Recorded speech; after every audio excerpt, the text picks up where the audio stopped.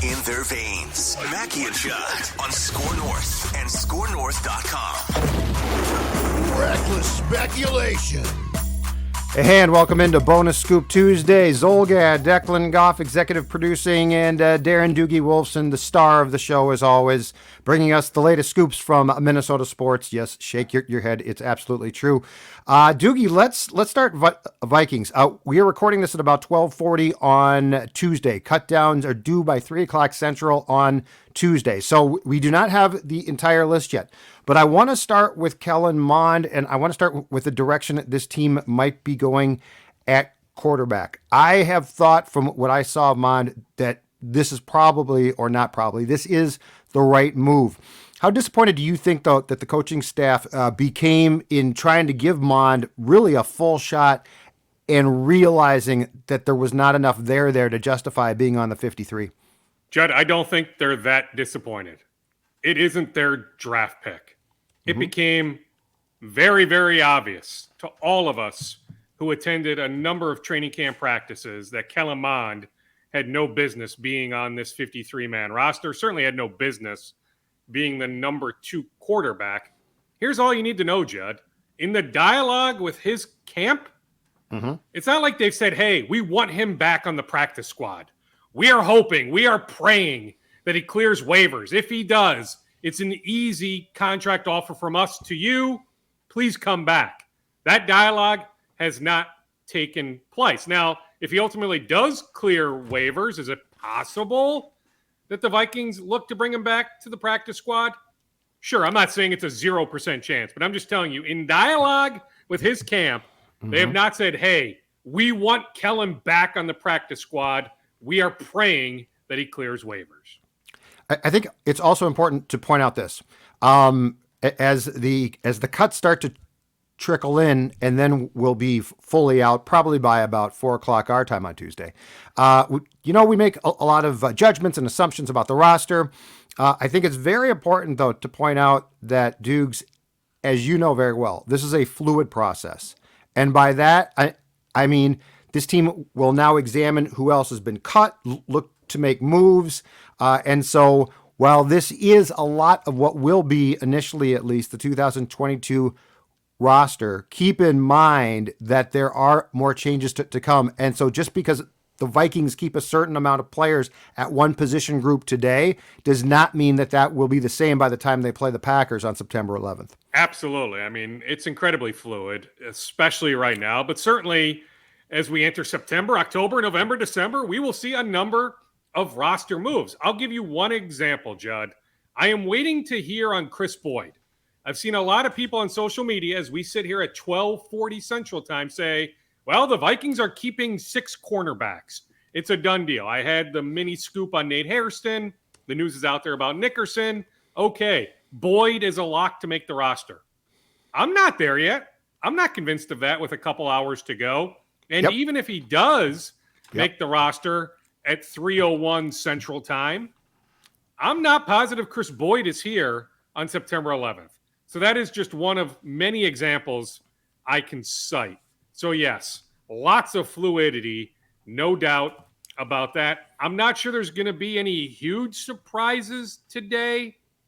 I will tell you, we went back and forth a couple weeks ago. You put on SKORNorth.com your 53-man projection. I told you I thought Jalen Twyman would make the 53-man. Well, Jalen Twyman is out. So kudos to you. I was wrong 2 weeks ago on that, although if you had circled back to me in the last few days, I would have leaned more in the direction of gone. I'm still awaiting word on the former Gopher, Asezio Tamawu, 5th-round pick. Like as of about 10 minutes ago, no, but I'm not convinced he's on the 53-man. So we are going to see more news trickle out. I don't believe the Sean Mannion news is officially out there, but like Sean Mannion, my understanding is not making the 53-man. But with these new practice squad rules, considering how much Kirk Cousins loves Sean Mannion, I can see Sean remaining in the building, but I don't necessarily see him on the 53-man. 16 players on practice squad now, and what, 4 can be veteran players? Is that correct? Yeah, I mean, it's multiple. I don't sure. have I don't have the exact number in front of me, but point is Sean Mannion is practice squad eligible. That's why, to me, it makes sense. Like, where else is Sean going? He can be in that room with Kirk. Kirk loves him. Like, I can foresee that scenario playing itself out. Interesting. So the day after the season came to an end at US Bank Stadium last season, Dukes, we all expected and talked about the going theory was Zim would be out for sure, and Rick Spielman was being kept, which had been openly talked about. So, like, it was not a guess. Surprisingly, they fired Spielman too. And I find it very interesting on this day that if you were like going through for like, why did Rick get fired too? When 75% of a 4-class third round from 2021 gets cut, Doogie, when a 4th round pick from that very same draft gets cut, you know, Rick always bragged about, you know, I'm accumulating draft picks. They're my currency. I've got lots. And he did. But that's a rather harsh indictment when a new staff that's trying to win right now comes in. And from not a vindictive standpoint, just from an evaluation of talent standpoint, cuts 75% of a 4-person third round draft class. That is part of why Rick Spielman was fired. Well, at least Patrick Jones is good to go. But yeah, it certainly is an indictment. And, you know, Rick hit on Christian Darrisaw. Yeah. Right? Even if after moving backwards, the guys that he drafted with those picks gained in that trade with, I remember, right, being the Jets, right? The Jets. The New York Jets. Yes. Those guys are now gone.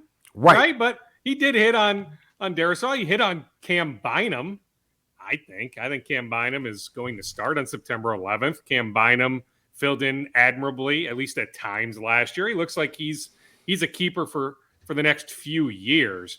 But yes, when multiple third-round picks are gone a year later, when a 4th-round pick is gone, yeah. And, hey, don't forget, Rick walked into that meeting, that Monday morning meeting, not expecting to be let go. It was incredibly emotional. I mean, we went over it, you know, the day after, the weeks after, but just a reminder, because the audience is ever-changing. Sure. Rick did not foresee himself being let go. It came as a shock. It really did. Now, if Rick had stayed, do you believe, because I do, that Doug Peterson would be this team's head coach right now? Very well could have been. Yes, absolutely. I wonder, do you think, Doogie, and I'm not goofing around here, you think that there's a chance that when Zim was told, you're out, Rick stays, that Zim pulled the media guide out and said, Ziggy, Mark, let's sit down and look at Rick's drafts? Because, I mean, something changed there. Something fundamentally changed. And I've been like, did Mike say something about Rick? But, like, if you go through, you know, Rick's drafts, and there were some good picks, there's no question about it. But the recent drafts were a bit more suspect. Some first-round picks missed on. I just wonder, because it's just incredible to me that, like, if 6th-round picks get cut, right, or 7th-round picks, that's not a surprise. But when you're cutting 4 guys from the 3rd and 4th round, that is just an incredible indictment of your inability to actually draft guys who by now should be vying for starting positions. Let's be honest, not just special teams. Well, and by the sure. way, quickly, Doogie here before I'll interrupt you. Just another piece of news here. Sean Mannion was waived from the Vikings roster. They do have interest in putting him on the practice squad. So, of course, we are recording this at 12:45 Central on cutdown day. But Sean Mannion has also been waived, so you can add him to the list. But there is interest in putting him on the practice squad. Yeah, so it's what I said. I mean, I'd love to be able to multitask. I'm sort of looking down at my phone for some text messages. I certainly cannot multitask looking at you guys here on StreamYard.com and so also looking at Twitter. So, but yeah, I mean, it's what I said. I mean, I was surprised that, you know, mainstream-wise, the Mannion news hadn't been out there. I just got off a Zoom with Tracy Clay, so I've been a little out of the loop for, 40-ish minutes here, just in terms of my social media activity. But I knew Sean Mannion was a goner. I actually retweeted one of my buddies who's not a media guy, but he knows stuff, and so I trust him. I knew he had it spot on. So anyway, Skull Bros on Twitter had the news 2 hours ago, Mannion gone, and yeah, no surprise. I mean, they do. They want him on the practice squad, so that is a scenario I can definitely see. I'm sure Zim right now, Judd, is saying, see, look, not my fault. Yeah. Like, you're blaming me for not developing these guys. These guys, they can't play. I don't think, though, Judd, I don't think it was Mike singularly. Like, we've talked about the Andrew Miller influence, you know, the new bigwig over there. Like, Andrew certainly had his fingerprints on that. This was not Mike alone going to Ziggy/Mark and saying, hey, open up that media guide. Look at Rick's recent draft picks. You need to make a move on Rick. It went well above that.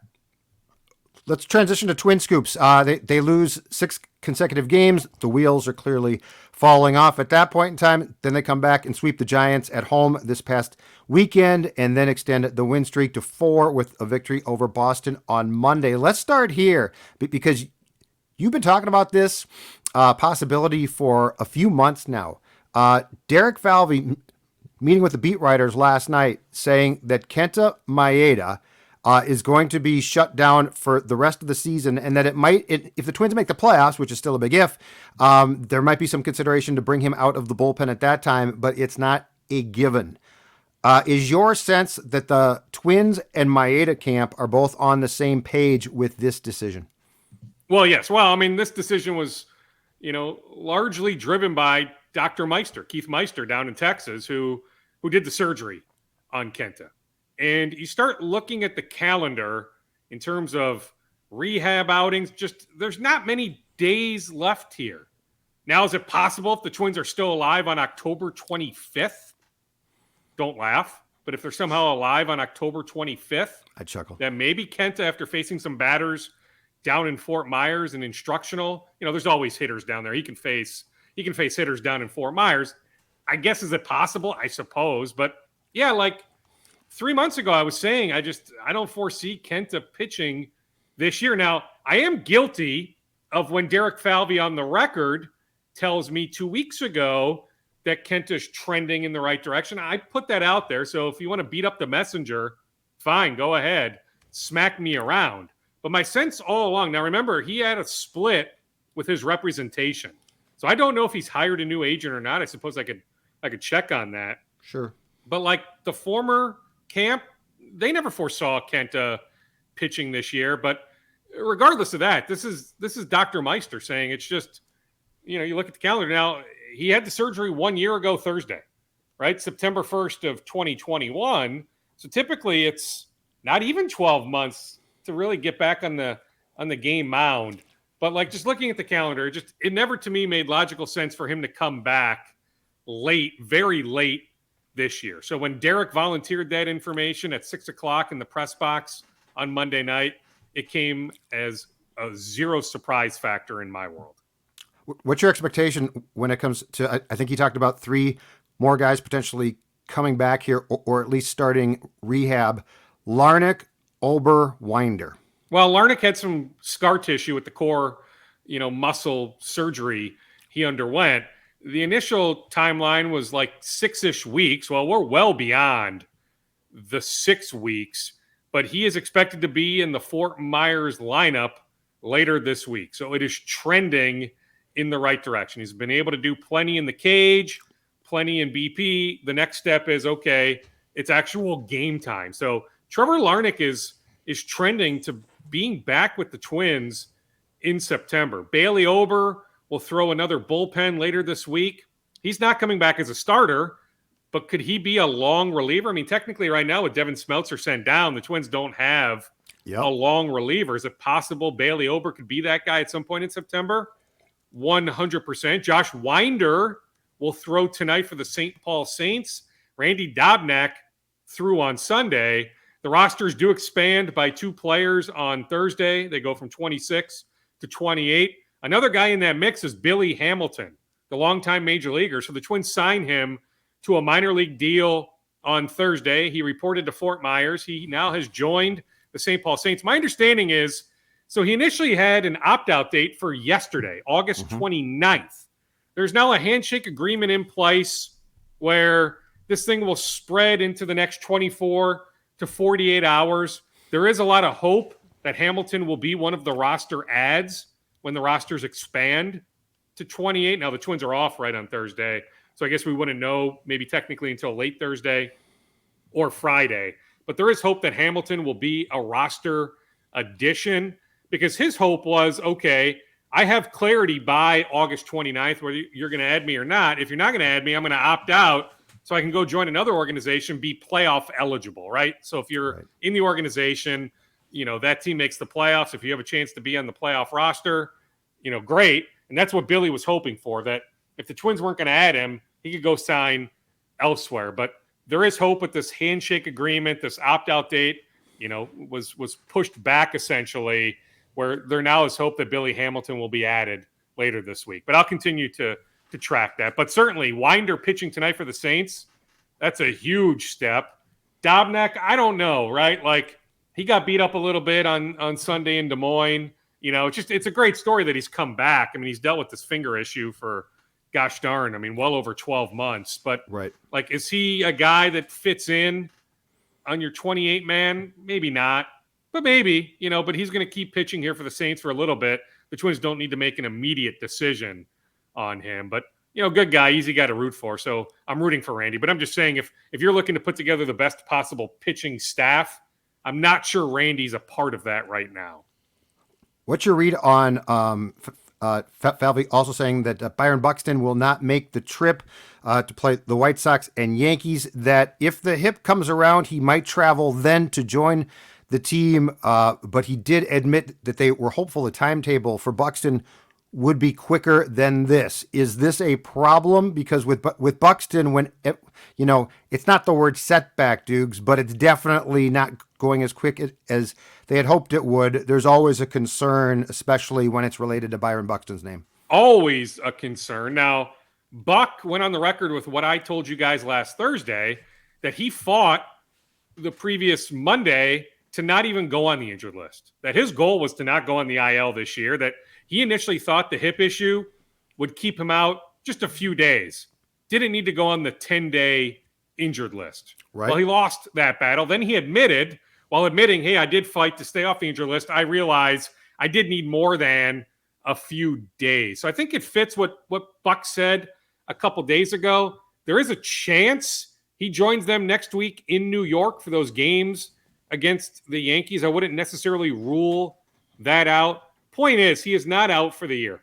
Unless there is a setback, which, hey, it's always possible with Buck, right? But like at this point, he is going to be back at some point in September. The question is it next week or does it push more towards the following week? But he is going to come back. Tyler Mahle back this weekend. I talked to Tyler in the clubhouse yesterday. He threw a bunch of pitches on the game mound, in the bullpen. Velocity was good. He was able to mix in his off-speed stuff, was able to throw everything.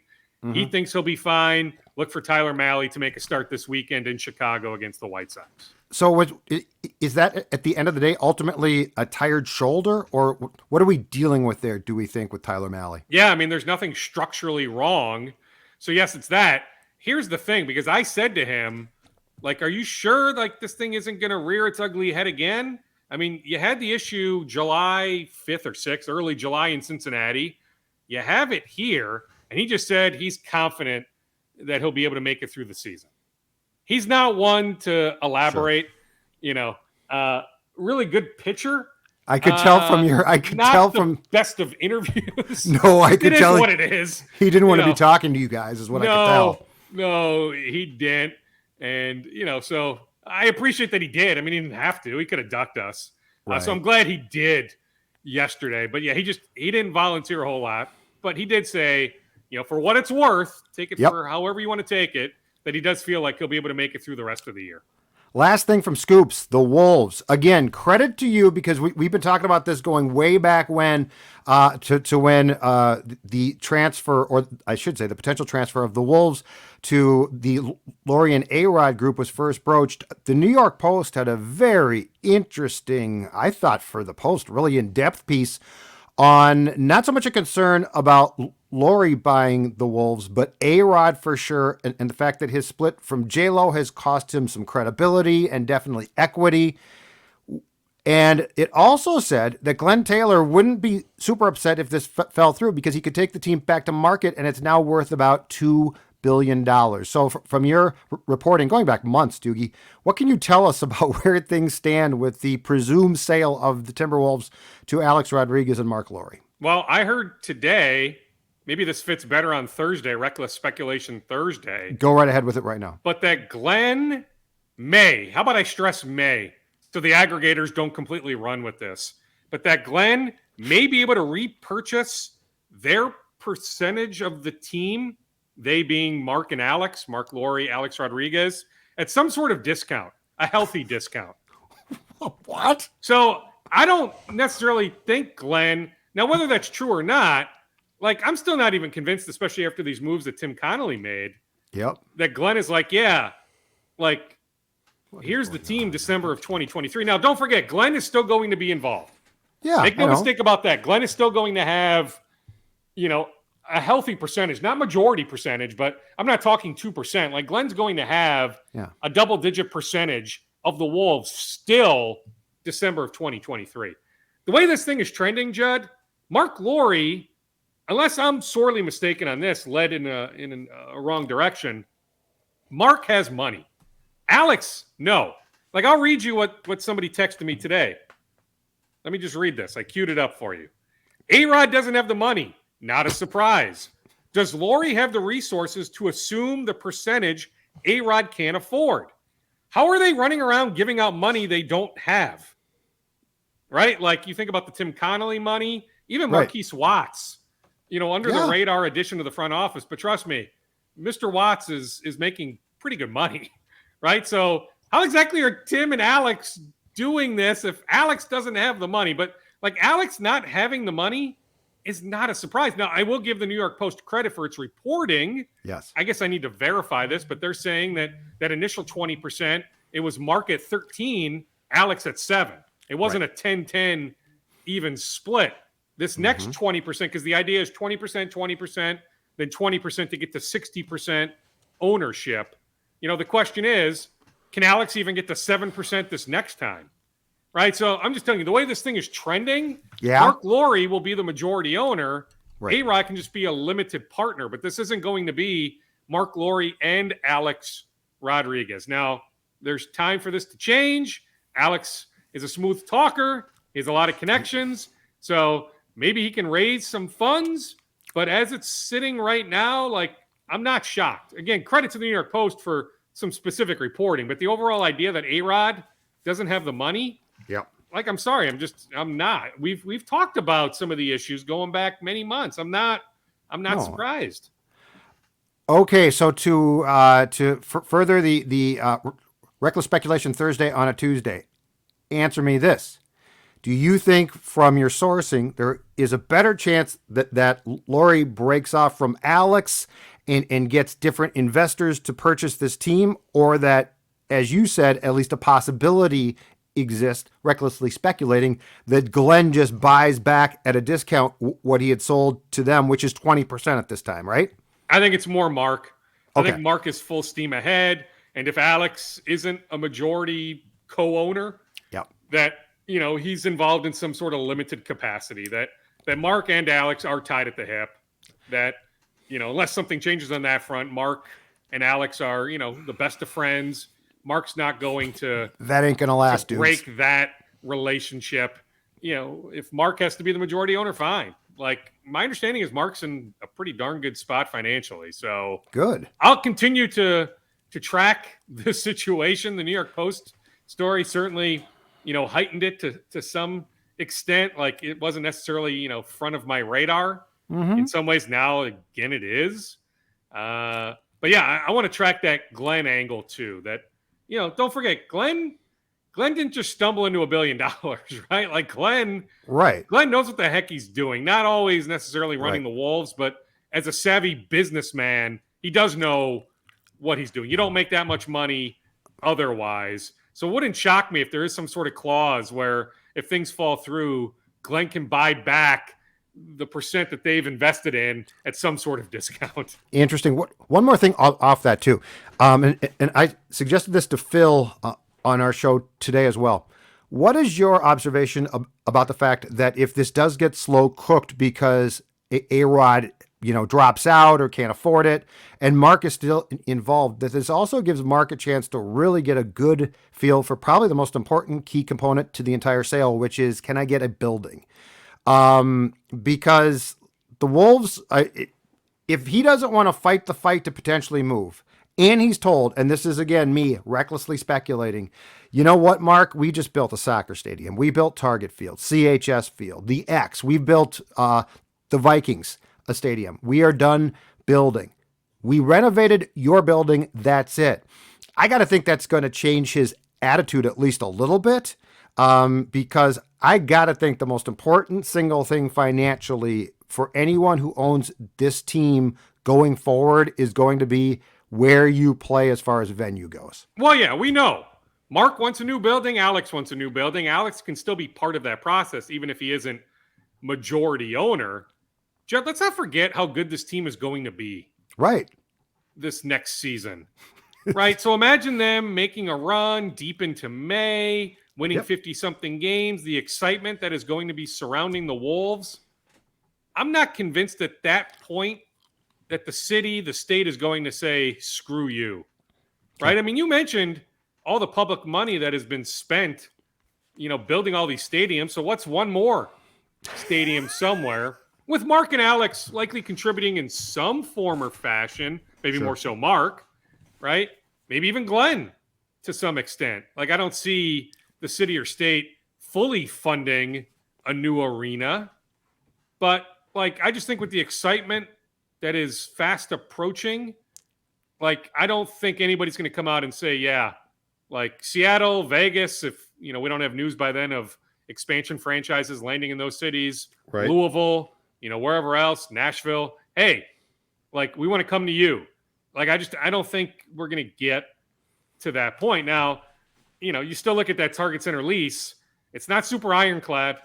It's going to take some money, but you can escape that lease. It's going to take millions upon millions, tens of millions of dollars, but it's not super, super ironclad. But there would be a little bit of a fight there too with the lease, for what is it, until 2035? I should know top of my head, but it's for many more years, that Target Center lease. So that would be another tentacle to this discussion. But the headline is Mark and Alex, to this talking point. Mark and Alex won a new arena, and that isn't going to slow down, especially after the excitement that's about to come. Great stuff, sir. And we will regroup and talk to you again on Reckless Speculation Thursday, Darren. Thank you. Okay. See you, boys. Bye-bye. Bye-bye.